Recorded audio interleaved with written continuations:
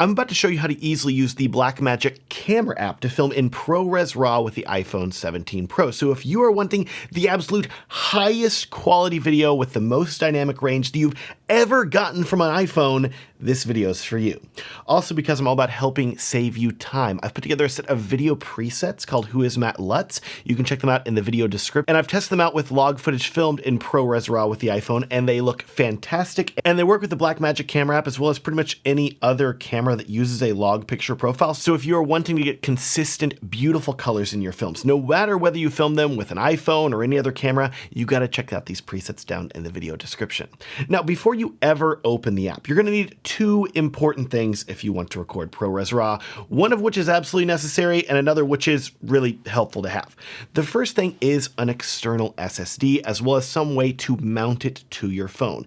The iPhone 17 Pro can only record ProRes Raw to an external SSD, not the internal storage, and I'll link in the video description to SSDs that I recommend, as well as cables and MagSafe mounts that work well for attaching the SSD to your iPhone.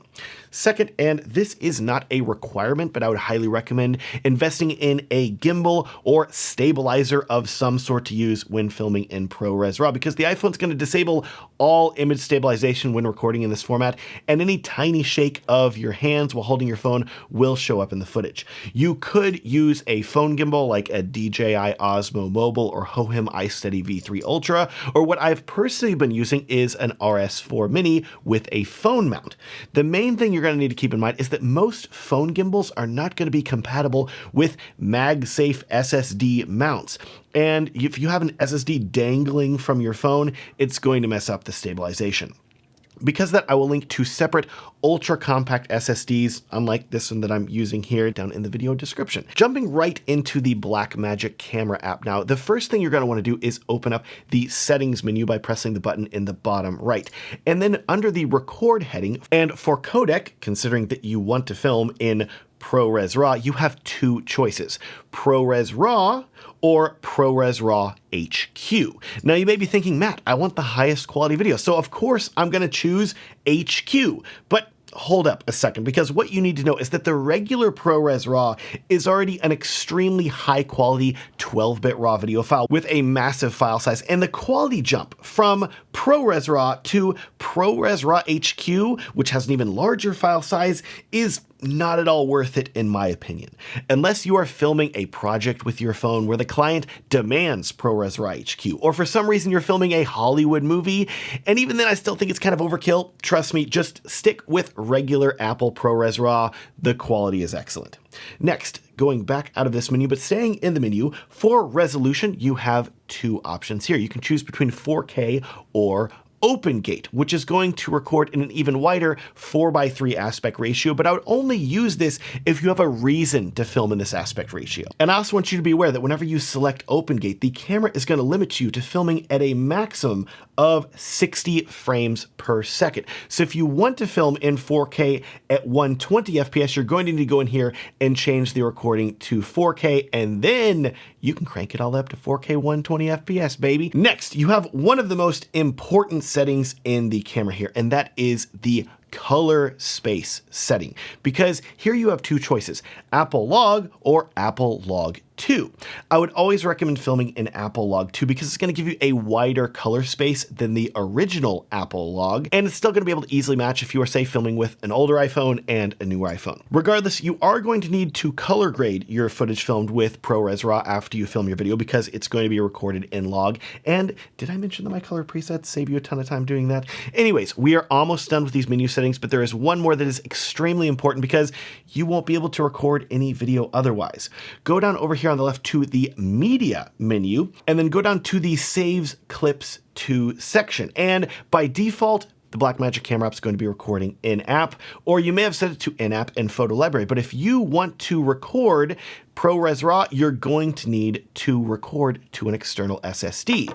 And at this point, you may already have an external SSD connected to your phone, which is great. But if not, you need to connect it. So go on ahead and plug it in. I thought I was on the wrong side here. Come on, Matt, get it together.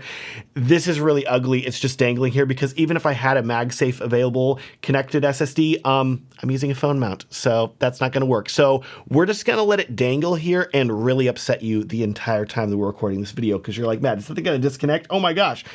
I like the stress. I like the drama, okay? You worry about that. Comment how upset you are with me. Yeah.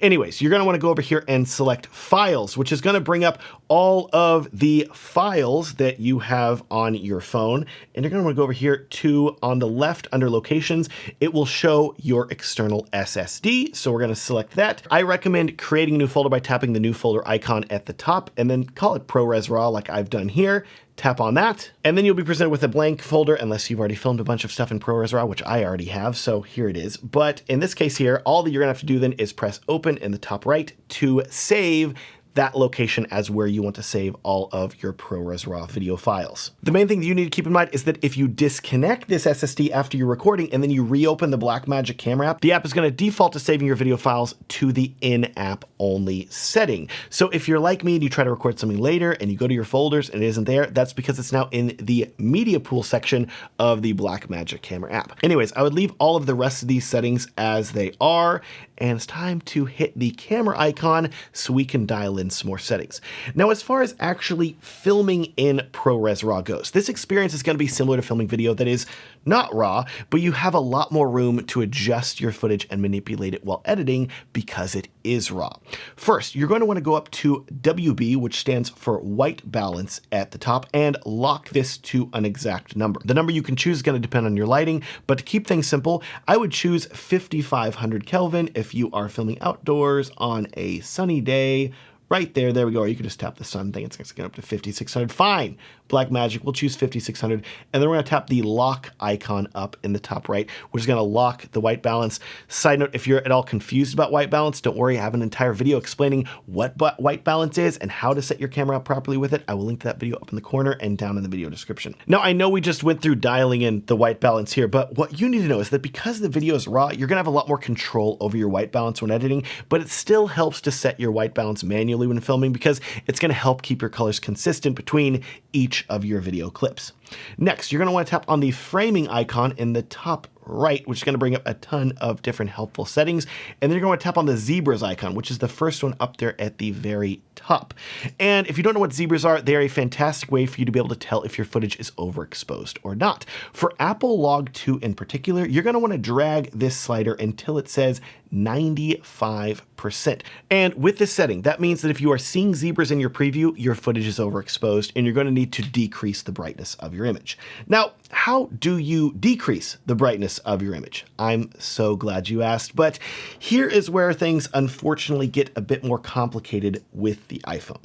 With a normal camera, aka not an iPhone, if you wanted to decrease the brightness that you were recording, you could either crank your shutter speed. We just go over here to shutter and we'd crank it up to 1/48 because we're filming at 24 FPS, or if we're filming at 30 FPS, we do 1/60th, etc., etc. But like I said, with the iPhone, this is unfortunately more complicated because, and I'm simplifying this to make it as easy to understand as possible, the trick that Apple uses with the iPhone to have it record as high quality of footage with the most dynamic range possible is to record a video at multiple different exposure levels at the same time and combine them into one video clip. Red and Arri cameras have offered this capability for a long time. Panasonic cameras have done it for years now with a feature called Dynamic Range Boost, where the camera essentially records video at 2 different ISOs and combines it into one video with better highlight and shadow detail than you would get otherwise. Why am I telling you this though? Well, here's the issue. If you want to film with your iPhone with the maximum dynamic range possible, you need to leave the shutter speed and the ISO set to auto. This is basically like filming in aperture priority mode on any other camera if you've done that before. But why, Matt? Why can't you lock all of these settings? Why can't I go over here? I'm filming at 24 FPS. I want 1/48. Hit the lock button. Let's do it, right? Well, here is the issue. If you want your iPhone to record videos with the maximum dynamic range possible using that fancy feature where it combines multiple video exposures into one clip, that only works if the iPhone has the ability to automatically set the shutter speed and ISO on its own. And here is an example that will make it painfully obvious very quickly to you. If you are filming a scene with a very high dynamic range, pointing your phone out a window on a sunny day, and you're trying to expose both for the indoors and the outdoors. Whenever you leave the camera shutter speed and ISO set to auto and tap to expose for the indoors, the camera has a wide enough dynamic range to still show you some details outside of the trees, etc. Notice the tree branches in this example visible near the top of the window. But then, if you make one change, you tap the shutter icon and then press the lock button, the iPhone is going to disable this higher dynamic range recording feature, and you are instantly going to lose approximately 2 stops of highlight detail in your recordings. Look at the detail in the tree branches outside the window. They are suddenly gone. And even if you think you could possibly recover this because you're recording video in RAW, nope. Sorry, it's gone forever because the iPhone dynamic range was not wide enough to record it. So what is the solution? Well, I have 2 for you. First, if you're filming in an indoor studio environment where you have full control over the lighting, I would not be afraid to lock your shutter speed and ISO, set the shutter speed to double your frame rate to 1/48. So if you're filming at 24 FPS, 1/60th at 30 FPS, etc., and then set your ISO as low as you can while making sure that your footage is not underexposed. But if you're filming in a higher dynamic range environment, like say outdoors, and you want to make sure that your iPhone is recording as high of quality video as possible, in that case, you're going to want to invest in an ND filter for your phone that will help you bring down the overall brightness of the image, letting you get your shutter speed back down to that approximately double the frame rate sweet spot, while also not locking the ISO or shutter speed. I realize that this may be hard for you to accept, giving up some of the control that you've always had over your settings. I know that's hard for me personally, but trust me, I fully believe that the extra 2 stops of dynamic range are worth giving up that control.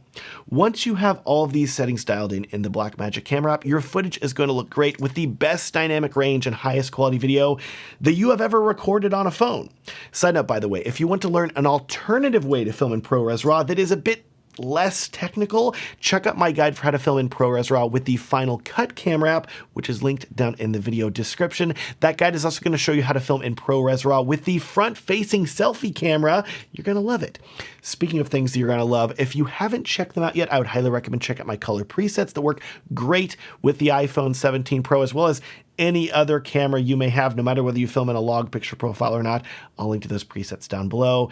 Also down below, I'll throw a link to my edit videos like a pro guide. This guide is completely free and will walk you through some of the biggest things that took me years to learn as a video editor, and I think it's going to be super helpful to you. You can download the link down below. Thanks so much for watching and have a great day.